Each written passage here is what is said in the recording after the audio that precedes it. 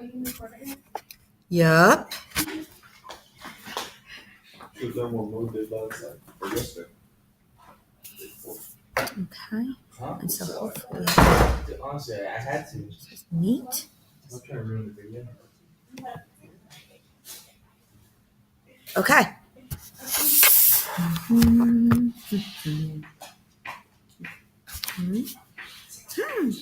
Okay. All right. So if you guys are watching, I don't think anybody's on, but I'm going to teach to you guys. And if anybody else is, if you're watching the video and me, that's really messed up. Okay. Because if you pause that one, it doesn't pause what's going on up here. I'm just letting you know. Okay. You can't mute that and mute me. It doesn't work that way. All right. So let's go through the gas density example very quickly. Okay. So what is the density of a methane gas at 125 degrees Celsius and 3.5 atmosphere? We know that the molar mass of the gas is 16.04 grams per mole. We know that the pressure is 3.5 atmospheres, and the temperature has to be converted into Kelvin so that it's 398.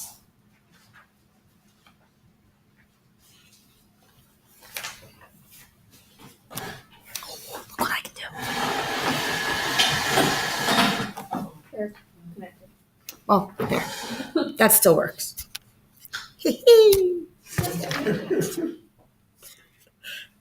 Yes, I was told today on the school bus that I act like a little kid sometimes. It works. Yeah, the facial expressions are very childish. I'm like, you know what? As the snow was blowing on my face. Okay. There we go. So using that formula that we were given, density equals the molar mass of the gas times the pressure divided by the universal gas constant and the temperature. We plug it in.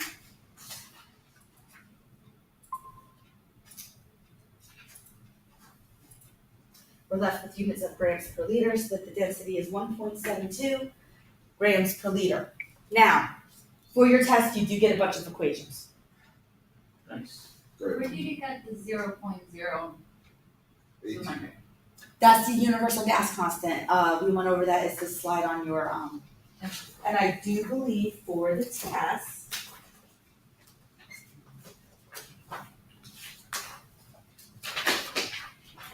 you were given all of the universal gas constants. You're given the combined gas law. You're given this equation. Oh, I got it. Seriously. I'm gonna go under. Okay. Yep, it gives you all of the equations for this, plus all the conversions. So you're good to go.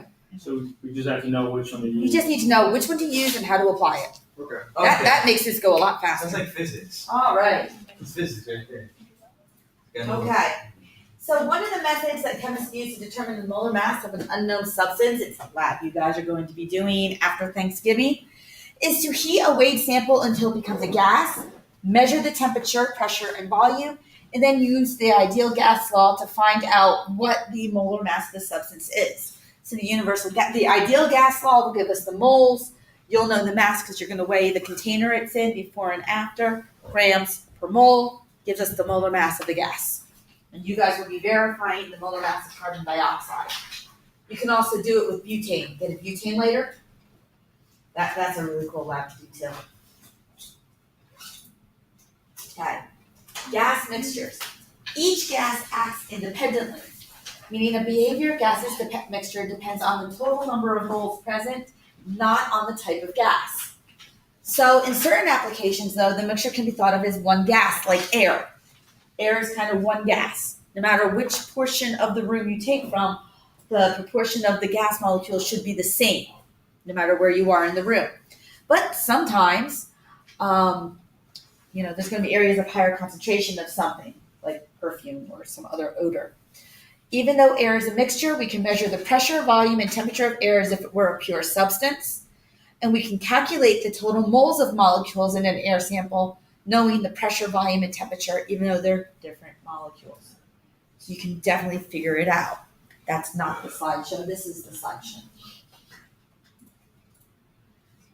The pressure of a single gas in a mixture of gases is called the partial pressure. And by that, we follow Dalton's law of partial pressures, where the total pressure equals the sum of the partial pressures. So if you have a total pressure of a certain value, and you know that the sample is made up of nitrogen, oxygen, and carbon dioxide, then you're going to be able to sum up the partial pressures to give you the total pressure in a container. Or likewise, you can determine what the partial pressures are if you're given the total and some other data. Right. The partial pressure of each gas is equal to the mole fraction of that gas times the total pressure. What's a mole fraction? This is what a mole fraction has X sub A. So the pressure of gas A is P total times the mole fraction. This is the mole fraction. Individual over the total for the number of moles. So if we're looking at oxygen, we can take the moles of oxygen in the sample, divided by the total moles of all the gases in the sample. We'll get our mole fraction, that X sub A value. You multiply that by the total pressure, you'll get your partial pressure of that substance. Same thing for nitrogen, same thing for carbon dioxide. Again, you need to know how to use the equations that you're given the equations. All right, so here's a gas mixture example.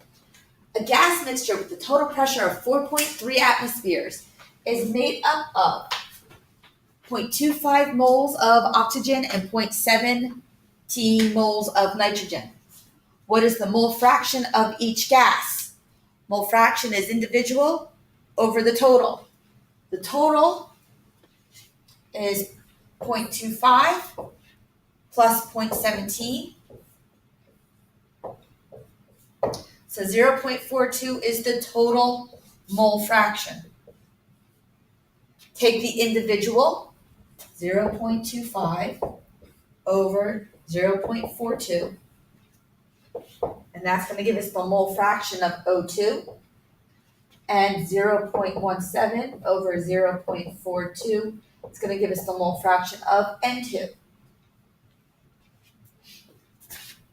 So that gives you mole fraction, That gives you the total mole fraction. but the partial is, So now what we're going to do is it gave you the total pressure, right? yeah. So the partial pressure of oxygen is the total pressure, 4.3, times the mole fraction of this, 0.25 divided by 0.42. Okay. If someone could do that for me, please. I could click on this, I could probably just look at the slide. 0.6 is on the side. Thank you. The slide is there. Thanks, Nick. You should, I gotta tell you what we did today in class. We went on a field trip. We didn't die on the way home either. Okay. So 2 point, no, sorry, no, No, this is this point yeah. 6. 0.6, and this one is 0.4.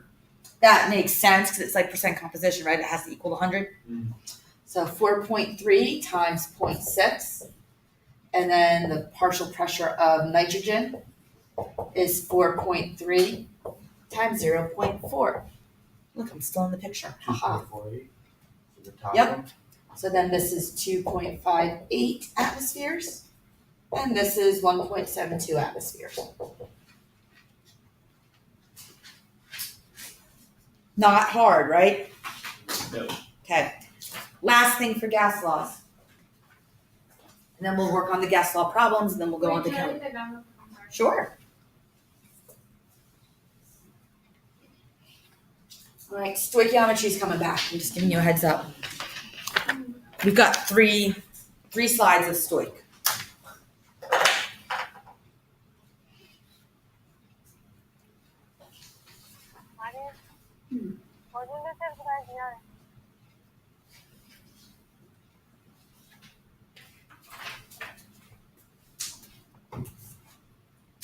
You good. I'm gonna get you a voice changer. That way when you do talk during the lecture, you don't need to be like Paranoid. That you're like a little Darth Vader, one of those microphones that change your voice.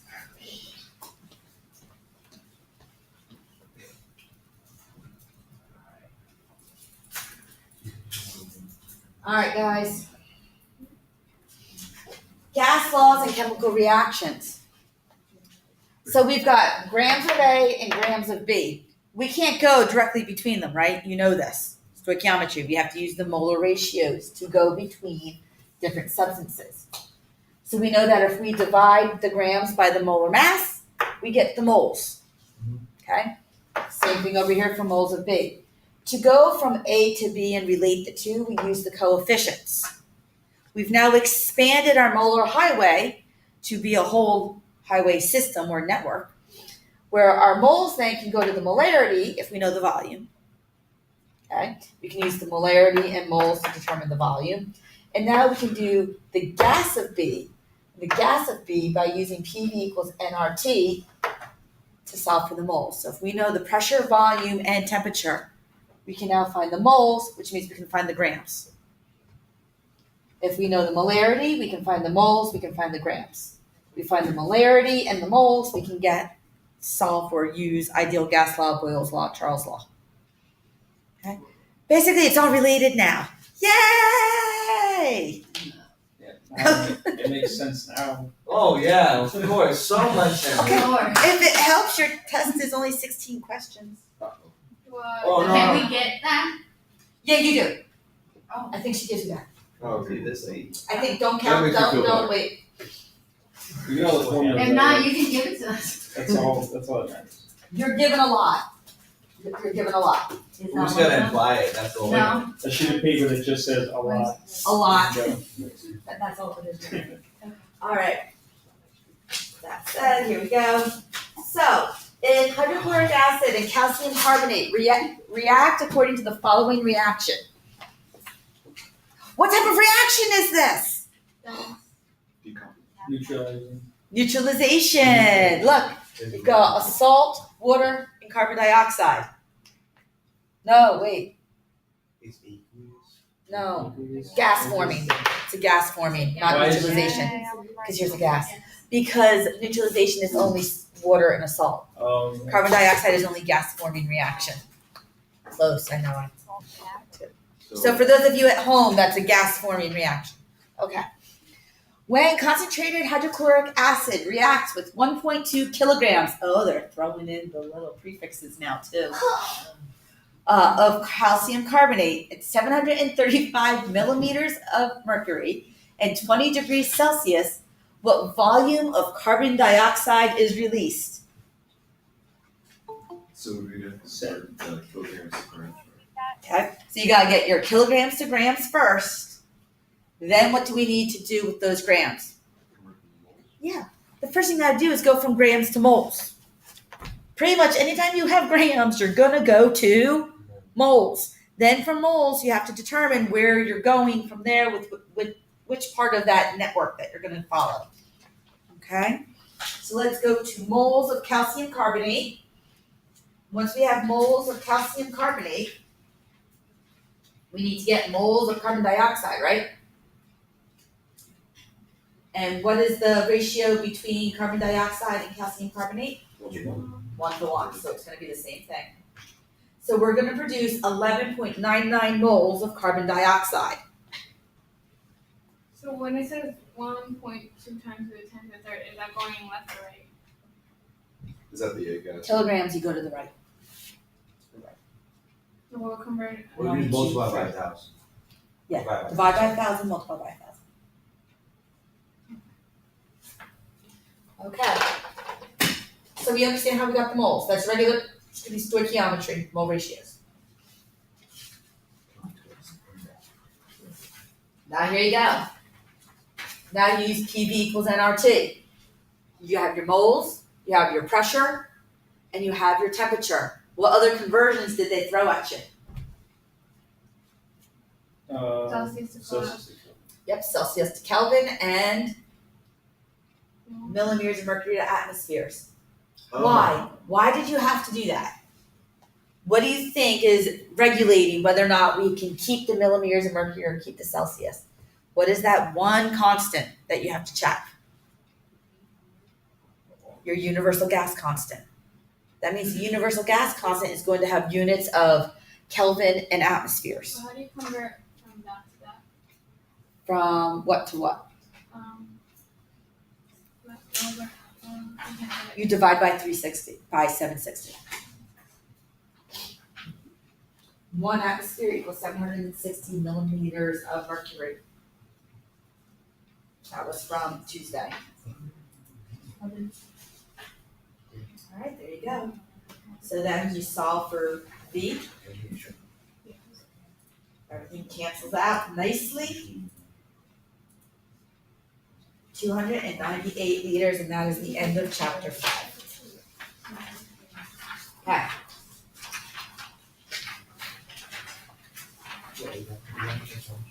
Just checking. Chapter 5, wait, what would that be? Or it says skill.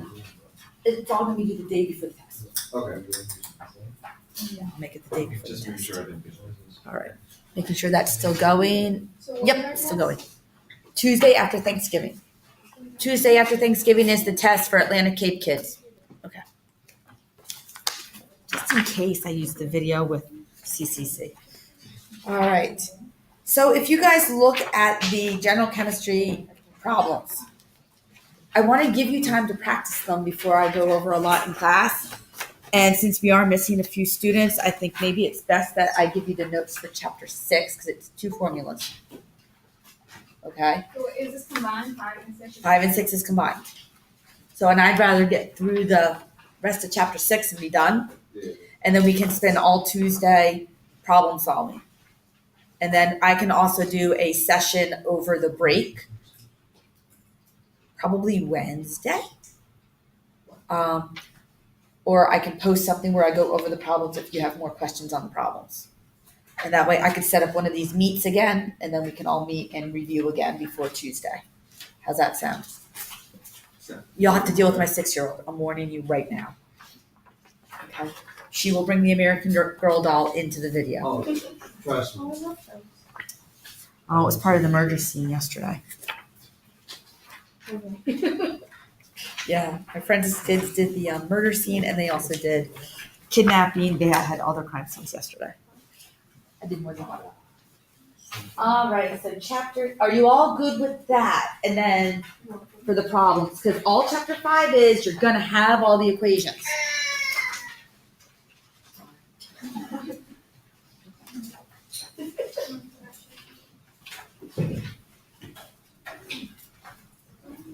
So Mr. Rose, Yes. so if you go, so the little, the master homework thing, the Yeah. problem, can you go over them enough to think it was like, I do. I think gas laws and this, if you know how to apply that's what it looks formulas like. and find the givens, you're good to go. This really, it seems like it's a lot, it's really not. Not compared to last chapter. No, we're on that hill coming down at this point. That's what it looks like. You just gotta see you gotta read the question carefully and know what rule you're gonna apply. And then, Always, I like to circle what I have, underline what I have, circle what I'm trying to find. And just label everything. So we're gonna go into thermodynamics. You know what? I'm going to stop this video and just restart it. That way it's a different